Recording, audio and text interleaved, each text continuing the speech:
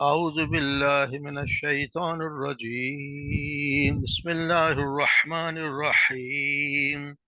ولقد أرسلنا موسى بآياتنا وسلطان مبين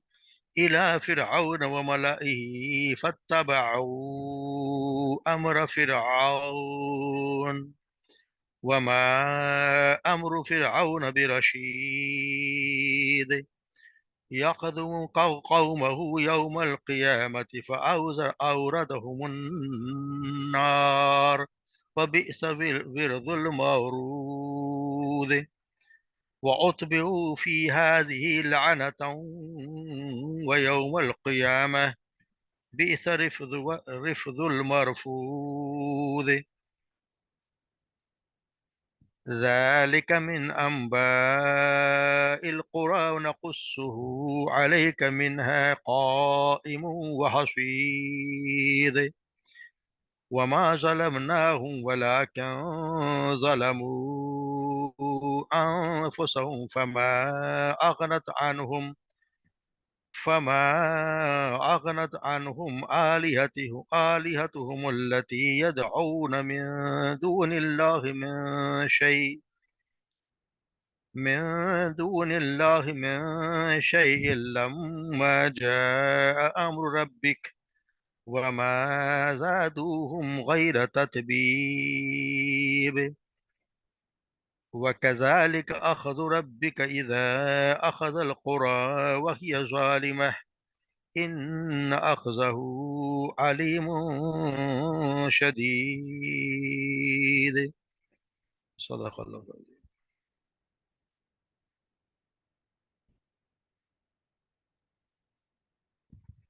وَلَقَدْ أَرْسَلْنَا، اور یقیناً البتہ ہم نے بھیجا موسیٰ کو بھی آیاتنا، ہماری نشانیوں کے ساتھ، وسلطان مبین اور واضح دلیل کے ساتھ، الی فرعون کی طرف، و ملائہ اور اس کے سرداروں کی طرف، واتبعوا انہوں نے اتباع کی، انہوں نے پیروی کی، امر فرعون کے حکم کی، وما وما امروا فرعون برشید، اور نہیں تھا فرعون کا امر حکم برشید، ان کوئی سیدھا راستہ، یا کہہ سکتے ہیں کہ سمجھ بوجھ والا۔ یقدم قومہ، وہ تقدیم کرے گا، آگے آگے ہوگا، قومہ اپنے قوم کے، یوم القیامہ قیامت کے دن، وردہم النار، اور وہ گھاٹ پہ لے آئے گا ان کو، یعنی کہ آگے آگے لائے گا ان کو اپنے جہنم میں لے جائے گا۔ وبئس ورد المورود، اور بہت برا ہے وہ پینے کی جگہ، مورود کہتے ہیں گھاٹ کو، پینے کی جگہ کو، اور بہت برا ہے پینے کی جگہ جو جہاں پہ پینے کے لیے آیا جائے۔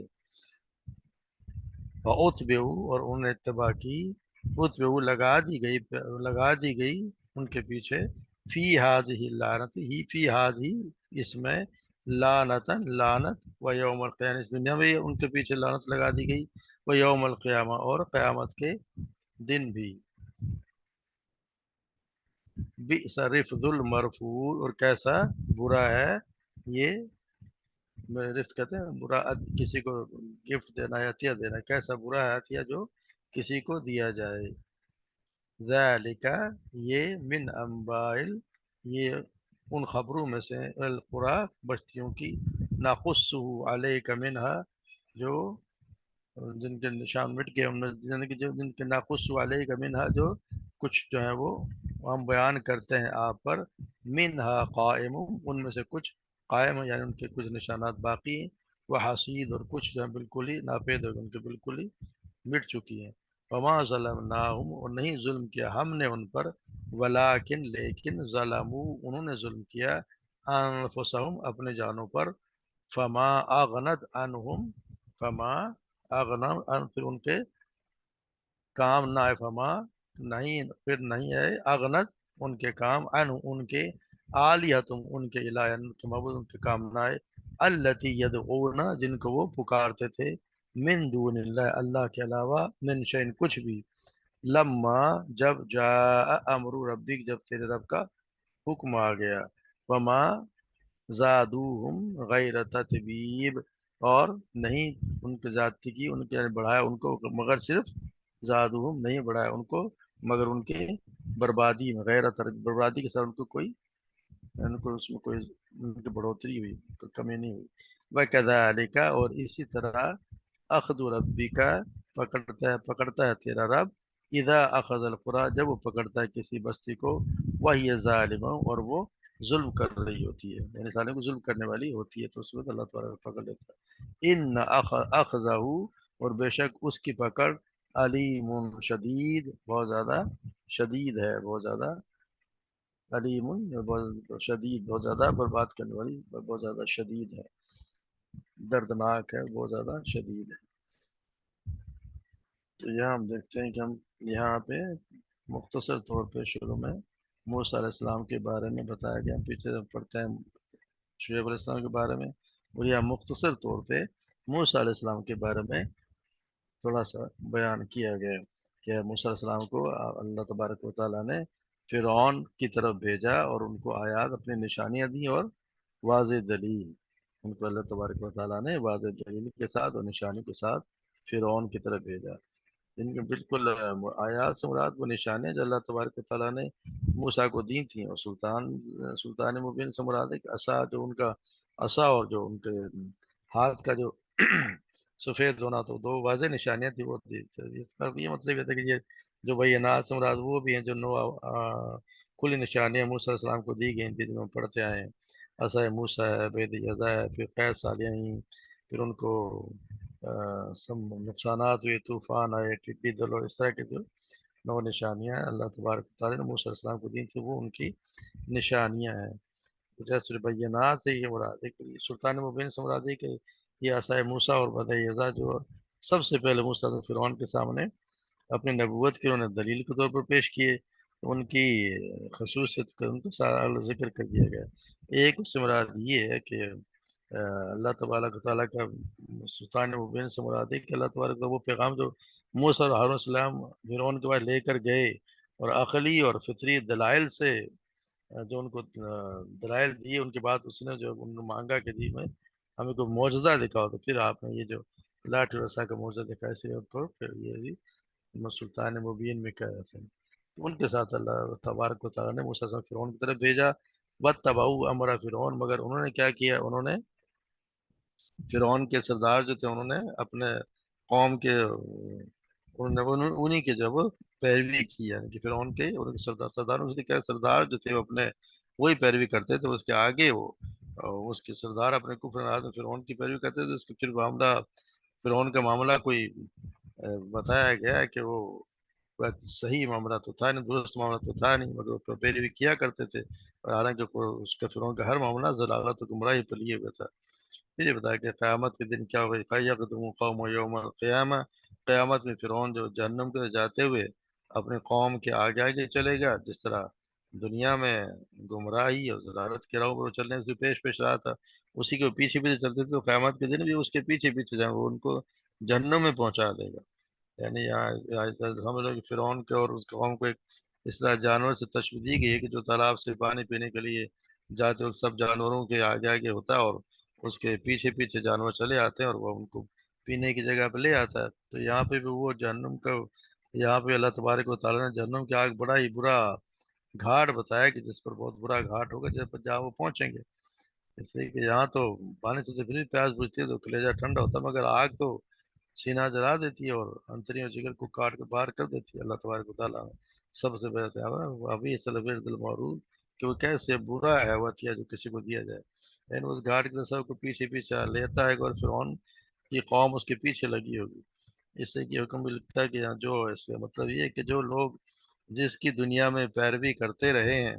قیامت کے دن وہ جو ہے اس کے آگے آگے وہ ان کو لیے ہوئے آگے آگے آئے گا۔ جہاں پہ جو بھی کوئی اس کو یہاں پہ اگر کسی غلط راہ کی ہم پیروی کر رہے ہیں اور ہمیں غلط لے کے جا رہا، تو قیامت کے دن وہ اس کے آگے آگے ہو رہا ہے، اس کے چاہنے والے، اس کے ماننے والے اس کے پیچھے ہوں گے۔ اس لیے ہمیشہ ہمیشہ غور کرنا چاہیے کہ ہم کس کی پیروی کر رہے ہیں، اگر اللہ اور رسول کے علاوہ کسی اور کی پیروی کر رہے ہیں تو وہ آپ کو کہیں ایسا نہ ہو کہ غلط جگہ پہ لے جا کے چھوڑ دے۔ اس لیے ہمیں ایسے پیروی سے بچنا چاہیے، سوائے اللہ کے اور اللہ کے رسول کی پیروی کرنی چاہیے۔ جو لوگ جو ہیں وہ ہر کسی کے مان لیتے ہیں اور پھر وہ کہتے ہیں کہ جب ہم آپ کو بخشوا دیں گے، فلاں گمراہی میں مبتلا کر دیتے ہیں۔ کتنے ہمارے یہاں بدعات اور شرک ہو رہے ہیں، اگر کس نے پیروی کی تو قیامت کے دن اس کے جھنڈے کے نیچے ہوں گے۔ اس کے ساتھ آپ صلی اللہ علیہ وسلم نے جس طرح بتایا کہ قریش کے جو ہوں گے شورا، وہ امر القیس کے پیچھے پیچھے ہوں گے، جھنڈا اس کے ہاتھ میں ہوگا، یعنی جو وہ اس کے ہاتھ میں جھنڈا ہوگا، سارے شاعر جو ہیں وہ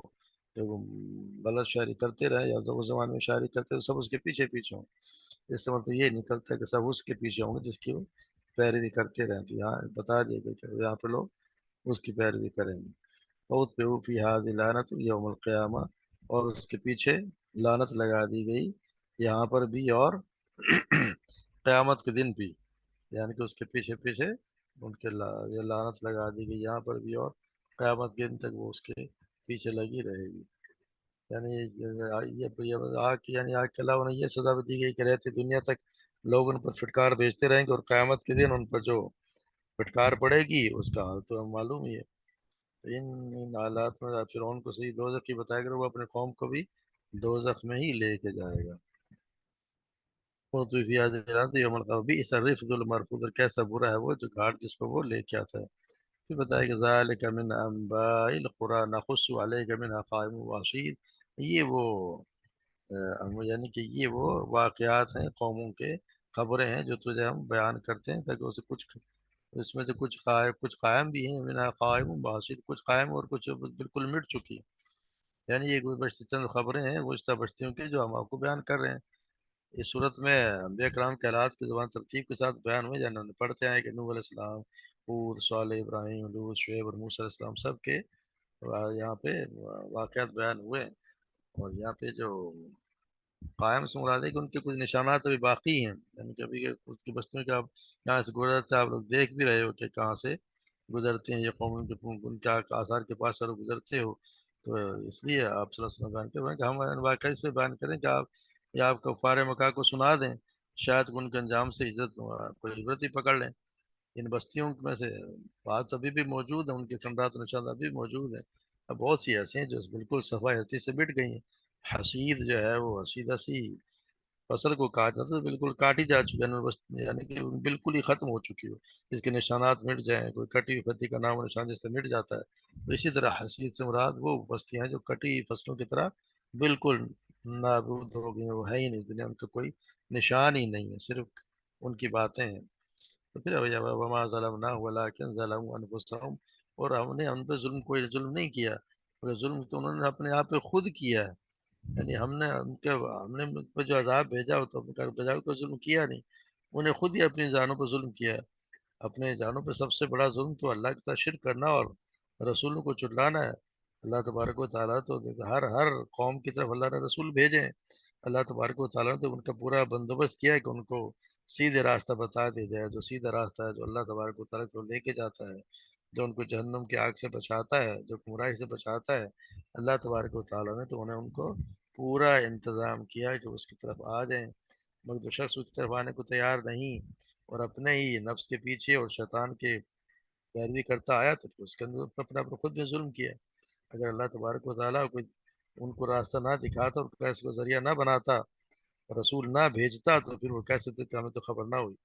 مگر واضح طور پر رسول آیا، رسول بھی ایسا ہے تو انہی کی قوموں میں سے ہے، انہی کی زبان بولنے والا آیا، اور ان کو واضح طور پر سمجھا دیا، کوئی سیدھا راستہ بھی بتا دیا، غلط راستہ بتا دیا، پھر بھی نہ کوئی نہ مانے تو سمجھے کہ اس نے اپنے آپ پر ظلم کیا، اور پھر یہ ہوگا ہی کیا کہ وما